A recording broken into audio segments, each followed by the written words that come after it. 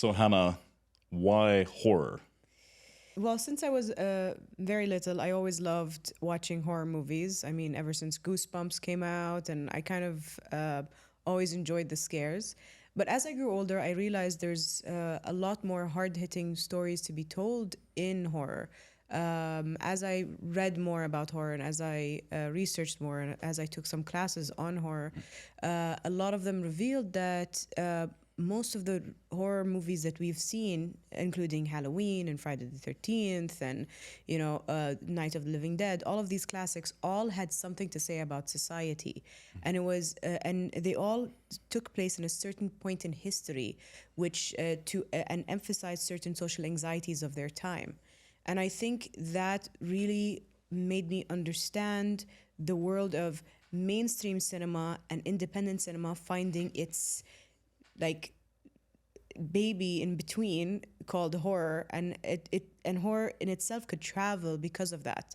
It could travel to cinemas, it could be consumed by wide audiences, it could go internationally, but at the same time it also has deep meaning and actually speaks the truth of the anxieties of that time, and that's why it becomes a successful horror. It really is deep rooted in philosophy, which is one of my favorite subjects. So you are a Dubai kid. You're born and raised here. Your birth was some 30 years ago, obviously, and the city of Dubai has changed Yeah. massively during that time. Yeah. And I know you have a really interesting analogy of the transition from VHS to DVD that you connect to the city itself. Yeah, because when I was a little kid, I lived on top of a video store, so I would go down with my father and rent a couple of VHSs and go up and watch them for that weekend. And that's how I watched all the classics, including Jurassic Park and all of the like Spielberg and Lucas films. And then as I got older, we moved to a house, and that's when Virgin Megastore opened not far from my place, and so DVDs started to become more regular, and I started going and buying DVDs. And I felt like the development of technology in the film industry and in the movie industry was developing at the same time as my country was, because I also went from not like Virgin Megastores and these kind of big franchise stores not really existing in the UAE to suddenly it's everywhere, and anything that I would see abroad I would find here. And I think someone who came from abroad came and told me, I can't believe you have a Starbucks, a Tim Hortons, and a Costa all next door from each other. I was like, that's literally what Dubai kind of is about. It's got everyone and all the brands and everything from all over the world in like one melting pot, and it's created such an interesting society within itself. So, I mean, obviously you were watching cinema as any child or any teenager growing up, but you didn't necessarily realize that this was going to be your future career. And then you found yourself at the American University in Sharjah, and you kind of fell into cinema by accident in a way. Yeah, a funny story. When I was in high school, I did a little short film with a bunch of my friends. I never thought anything of it, and one of my professors or teachers at the time told me that I should study film when I went to college. And I was like, film? I don't want to do film. I didn't understand what went into making film. Even though I did a short film, I didn't understand really what it took to craft a film. What were the different choices you had in front of you in terms of choosing the degree? I think everyone in my family was moving towards business, and so I picked the most artistic form of business, which was marketing. I was in my just starting my third year, and 4 minors opened up: photography, production design, film, and design management or something like that, or illustration, I think it was. And so I decided to apply for either product design or film. I wasn't sure. And then someone encouraged me to take film, and I decided to go that way. And after that, it was history, because after I saw I think the first 2 or 3 classes that I took for film, which is one of them, which is where he showed us The Godfather, I was like, this is what I want to do. I want to go and study my master's in film. How did your family, your parents react when you declared film as a major? I know that your father has a really interesting background. Yeah. He was born and raised in the Caribbean. So was there any kind of friction in the family when it came to you pursuing film, or did they fully embrace it? I think that's what was very unique about my family. My dad was, as you said, born and raised in Trinidad and Tobago. So even though he is Emirati, and my grandfather and his brothers decided to move there because one of my uncles married a Trinidadian woman, and then after that they were like, okay, let's stay here for a while. At the time, the UAE wasn't really didn't form yet, and so when the UAE formed, they came back. And for my dad, he was already disciplined in this very Caribbean way, so he never told me no. So I always, even though my mom is a little bit more traditional, I never heard from my parents the word, no, you can't do that because it goes against, the society's norms or stuff like that. So I had to discover that through my cousins and through society, which I then shaped myself through there. So it just goes to show it's not really the home place that actually shapes you. It's really the environment that you're in. So I was still following the same societal norms as one does when they're a young adult. My biggest worry was telling my grandparents, because I was like, they're gonna have an opinion. Yeah. They're more religious and stuff. But my grandmother surprised me. She told me, "Oh, film! That's really exciting. I used to take a bunch of film, like 18 millimeter photography of your uncles and your aunts and stuff." And I was like, "Okay." I thought she was gonna tell me, "No, this is not allowed." And that's the reaction I got. And she's like, I had this picture in my mind that if we were. And if she was in a different time and place, she might have been a director herself. So you became the first Emirati to graduate from the American Film Institute in Los Angeles. I believe that you were also the only Arab in your specific class. How did that experience shape you as an individual, but also as a budding filmmaker? When I went there, I just didn't know what to expect. I knew it was a small school, but it was the first time I was studying abroad. And so just even though AUS is also a mixed college or a co-ed college. And that's the American University of Sharjah. Yeah, American University of Sharjah. AFI was also co-ed, but everyone just doesn't have the same, distancing that we have. So it was kind of like adapting myself to this new culture. So even though I grew up on American cinema, I was still culture shocked when I went there. And I was the only Arab who's coming from the Middle East. There were a couple of Arab Americans who I was able to connect with a little bit. And I was lucky enough that the second year I was there, another Emirati joined as a first year. And so I was like, okay, like another person who can understand what I'm going through. And it was a beautiful journey after that. But it was definitely a shaping experience to be just like suddenly I've never been to certain places and then having to go and be a producer and do it because it's my job to like go and get the permission to shoot at this park. Or go and get the permission to shoot at that bar. And you're like, I've never been to a bar before. Who do you speak to and how does it work? And so it was, I grew up really quickly. That's all I have to say. You were out of your comfort zone. I was definitely out of my comfort zone. And I think that label of being the first Emirati, I mean, it's something that's used a lot here, whether we're talking about the creative industry, space, etc. There's a lot of people that are breaking barriers. How do you feel about that label? I like the first Emirati thing. I think it just shows that the Emirates is trying to like branch out. But at the same time, I feel like it's better not used as a crutch. It's better used as a happenstance. You are passionate about something. You are now able to pursue that thing because society has developed in a way that has allowed you to now pursue the arts rather than going back to engineering or medicine or stuff like that. And so now, yes, you may be the first. That is a great barrier, but it's even better when you are just really passionate about working in that field and it's just coincidental to be the first. And I think when it's taken into that spirit, it's a beautiful thing rather than as a crutch. So you wrapped up your studies in the US, you came back here. I think it was a master's you did in the US, right? Yeah. Joined Image Nation, which is a massive UAE-owned production company, but they specialize in both international productions and also Arab cinema. I mean, I think they've received one Oscar. There's been BAFTAs and Emmys as well, I believe. What was it like taking that Hollywood experience that you had in an academic sense, I guess, and some on hands-on experience as well, and applying it back in your home country? I think Imagination was a good buffer for that because it's mostly led by Americans, so they understood the Hollywood system. So when I came in, even though what I learned was mostly in the educational field or under education, when I got to Imagination, I realized that the film industry here is it's still very new, and so all of the stuff I learned really didn't apply here. And having that buffer of Imagination, where they're trying to bring that Western method into the region, made it easier for me to adapt to trying to make things here. And now I now understand how it works, and I still get shocked in certain productions when it just really does not function well. And I think it's just the clashing of cultures that's happening within the filmmaking or the film production aspect of it, because there's the way films have been made for centuries in Egypt, which is a working method, and there's for centuries in Hollywood, and so those are kind of clashing systems.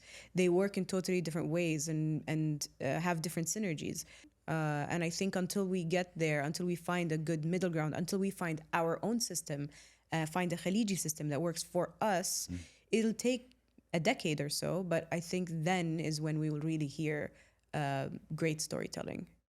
Out of all the productions that you've worked on, which one has touched you the most? All of the productions I've worked on, which one has touched me the most? Maybe I'll go with the one that's taught me the most, and that would be Al Kamin, the really big film that we made.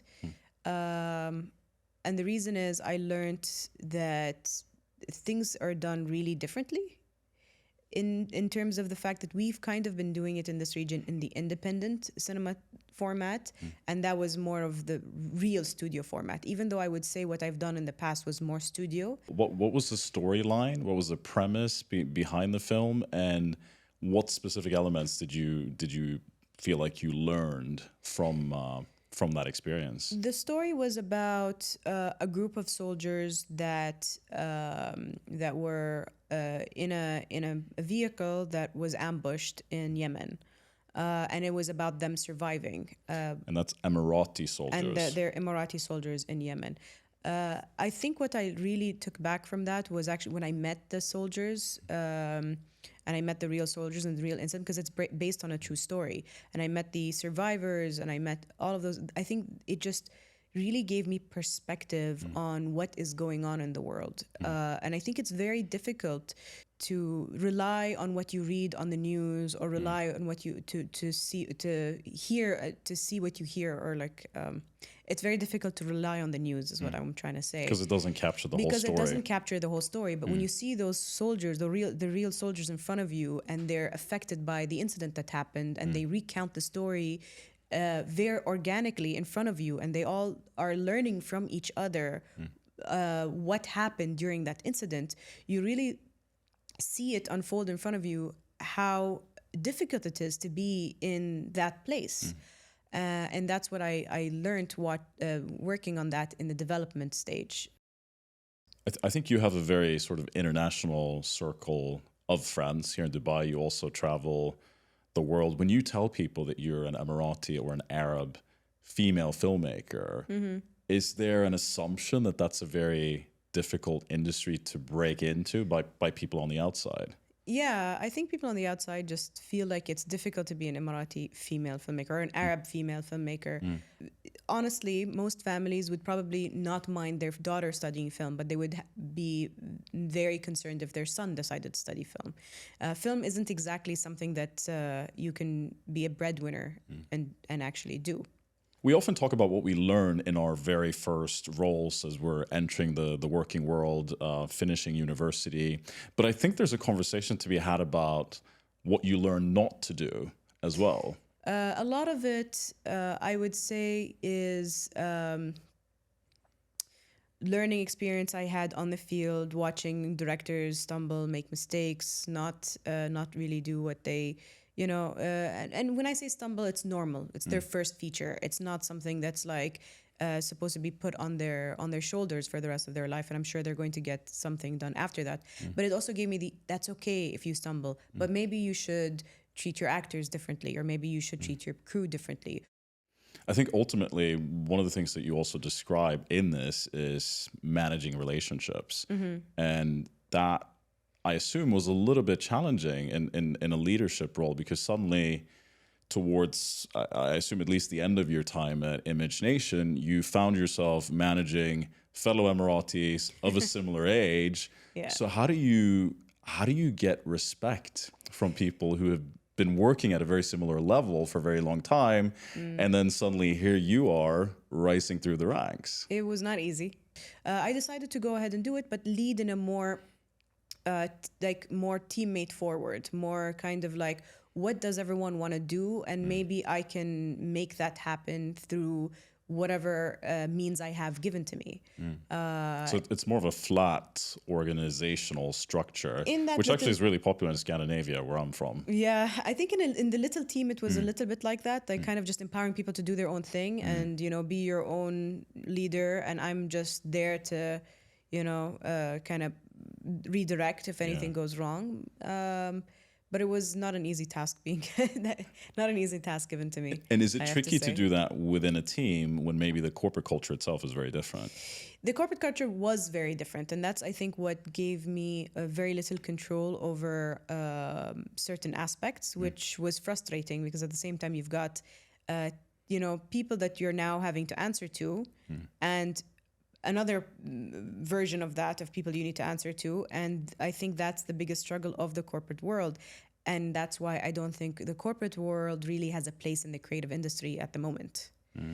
And I think the creative industry is constantly bogged down by all of the, especially the ones that are in corporations. They're constantly bogged down by all the random tasks you need to do to keep the organization alive. You're saying that it becomes a hindrance to creativity itself, It's right? a huge hindrance to the creativity. And I think it's because no one can concentrate fully on the creative. There's not empowerment given for individual voices, and that needs to develop on its own. Many other places, their film industries have risen through treaties, through the films being made through grants from other countries. But when I was applying my own films to different grants, I discovered that out of the 10 grants that filmmakers are eligible to apply for, 5 of them are only eligible for UAE citizens or UAE nationals. Because the rest, there's no agreement between the nations to be included in those things. And do you think part of that is an assumption that there's a lot of money in the UAE that young Emirati filmmakers don't necessarily need outside funding? Yes, that is the assumption, and I think that just hinders the organic growth of the independent film industry. Obviously, our studio film industry is thriving. We've got, I think, one of the bigger studios available to us, but then that only creates one type of cinema, and it creates one type of voice, that's coming out of the industry here. And I think it'll take time until until individual voices can rise up. And I think the like I told you, the other directors who were learning as they were doing, it's possible to do that when you're doing it on your own with grants, whatever, because you're then true to your own voice. The studio system is a producerial driven project, but an independent cinema is director driven. It's inherently way more director driven than a studio project. And I think there is where you will hear true voices, and you will see people really learn from their mistakes and then really grow as filmmakers, rather than having the handicap of a studio, which is great. It's amazing, but then it's only so sustainable and only so beneficial. And how much of a hindrance does censorship play in all of that? Because I would assume that if you want a thriving Arab Khaliji film industry, you don't want filmmakers to be held back, but at the same time, there's certain societal norms that have to be respected. I think people think the censorship is super strong. It's actually not. I mean, Iran probably has even stronger censorship, and they're able to tell movies just fine. I think it's more. I believe the censorship department, what they're trying to do is trying to make sure that nobody breaks the peace. You know, there's a certain piece, and they know that, you know, audiences here, even though the 1% is telling the stories, the people who are born and raised in either Dubai or Abu Dhabi are telling, you know, most of the cinema that's coming out. There is other, you know, Emiratis around, and they are more conservative, and they are more, you know, and so they're trying to just slowly grow that field and not have anyone just break the waters without really studying their audience. And I appreciate that, actually. You spent 7 years at Image Nation, and then eventually decided to start your own production company. Yeah. What prompted you to do that? It's not an easy thing to do, but you had really solid experience, and you found yourself doing that in your early 30s. So, I mean, what's the vision? You've kind of teased why you wanted to walk away from the corporate world, but what has it given you in terms of creativity and to tell stories that you're passionate about? So I started Wiswas Productions. People were critical about starting something super specific as a company that specializes in horror, because Wiswas in the Arabic language means when the devil whispers in your ear. And so anyone who hears that word knows that it's a company that's specifying or specializing in horror. The reason why I did that was because I wanted to create a community for horror filmmakers, you know, developing that, empowering that in others, doing what I can to kind of just move blocks for other people to make their horror films that much better. And it's not about just me making films. It's about Wiswas Productions is more about empowering horror, Arab horror, and that's pretty much what it's the concept of the company itself. And I've even told a lot of the writers that I work with, like, send me your scripts, I'll give you notes, no contracts, no nothing. If you like my notes, keep coming back, keep rewriting and coming back, and I'll read them and I'll give you notes. And the more they come back, the more I do it. The more, if I have time, sometimes I'm a little busy, but I try my best to really read and give notes and just continue this relationship. And with that, I realized I really only want to be in projects that want me to be there. And that was the reason why I decided to take this approach with most of my projects. So as an individual filmmaker, I'm not only concentrating on horror, I do have other projects I'm working on that are not necessarily in the horror genre. And other things that I have in my own ideas that are not necessarily in the horror genre.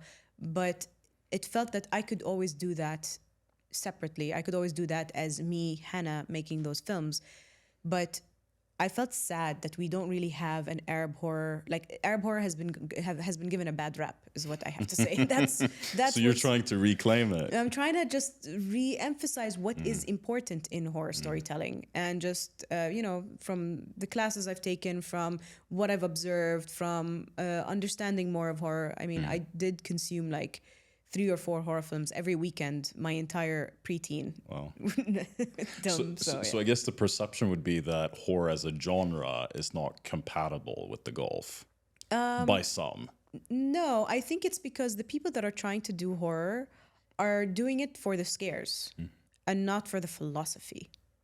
And that is in itself the reason why things like this don't work. So pure shock value, less about the storytelling. But the thing is, most horror, anything that's withstood that has stood the test of time, any horror that has stood the test of time, anyone can give me any example they want to. You tell me Night of the Living Dead, I'll tell you racism. Like, since history, it always had something to say.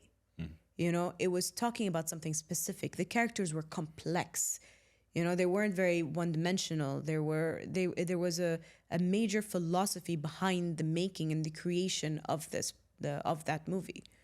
And I think that's the spirit I want to kind of bring back into the horror realm in the Arab world, and in any part of the Middle East. It doesn't have to be just the Khalij or just just the UAE.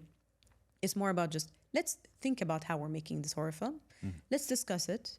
If you like it, let's go. If you don't, you can make the film your way. You know, you could succeed. I could be wrong. You know, I'd love nothing more than to be proven wrong in certain cases. What does your dream project look like, be it in horror or perhaps one of the other genres that you cover? I really like what's happening in Korea. The Korean film industry is using thriller, horror, comedy to say things about, you know, society, and that was really the example of that, or the perfect bow or version of that, was Parasite. Parasite was able to live in the festival world, live in the theater world, live in be a great story, excite, but also make you think, And I think that to me is the perfect project. Finding that story that will really tie the bow in being very versatile in terms of how it gets seen. And I think there's a lot of those kind of stories to be told in the Middle East, because we have so much of those kinds of anxieties. I think it's easier to compare our industry to the Korean industry or an Asian market rather than Hollywood or any other more Western industry. You've been incredibly successful for your age. You're in your early 30s. You've received a lot of media attention, including from Arab News, massive platform here, Esquire as well. Is there a danger that someone like yourself identifies through success, that your self-worth becomes associated with professional success and nothing else? Yeah, as I do more media coverage and as I'm asked to do these different things, I worry about my media presence being way more ahead than my work or my actual work. I always think that there needs to be a great balance between the two. And that's really where, you basically can manage your ego. You have to self-manage your own ego. And also at the same time, really give your projects justice. Because, if people are going to watch your project because you are who you are and not because of the story, then it's kind of like, how will you ever know if what you make is actually any good? I always prefer negative criticisms than I do positive. So whenever someone talks to me about my project and they're like, I really loved this and this and that, I'm just like, okay, thank you. But then it's feedback. It's not really criticism. Yeah, I prefer feedback that's negative or feedback that's criticism, or why did you do it this way, or why did you do it that way? And I would get defensive, obviously. To have a conversation around it, share the decision making. And I would love an opinion that's different than mine, that would make me think about, okay, maybe I should have thought about this or thought about that. Sometimes I think, this other person sitting in front of me is wrong. That's often the case because, it's normal to be more defensive about your own projects. But at the same time, I do love thinking twice, because if someone proves me wrong, that is the best day. That is the best feedback, because then I know how to do it differently on another project. And what's the vision for the future? I mean, you've had extensive industry experience. You've taken that now. You've created your own company, and you're continuing to explore horror and other genres in the region. But I mean, you don't want to be limited just to the Gulf either. So how do you see your career evolving in the years ahead? I think it's difficult to call the industry here in the region an industry yet. And so it would be very challenging to find success just in, this region specifically. And so I think the dream for most people is to go and start working in either Hollywood or whatever it is. But my heart and soul has always been into telling stories in the Middle East. I remember that the professor at the AFI Conservatory used to laugh because he's like, oh, you're just leaving to the UAE. You just want to leave here as soon as possible. I was like, it's true, because I did have stories I wanted to tell, stories that I felt strongly about to tell in the region. But at the same time, there are beautiful stories to be told in Hollywood. There is more talent available there because it's just a much more further developed industry. And I think eventually everyone's stepping stone is to head there. But I would hope to one day come back, or I would love to see a sudden burst in the industry where it becomes super sustainable, like they have with what's going on in Saudi, and maybe tap into that more and see, is it possible to create a fully working industry within the Arab world that allows you to stay here and just make an actual living? Or do you end up having to go abroad to continue that path? Either way, all I know is everything on my slate is Arabic language. And I do have dreams to hopefully step into English language things, but maybe with an Arabic flair. Hana, it's been amazing to connect with you like this. I really appreciate your time, and I wish you the best of luck in the future. Thank you so much for having me.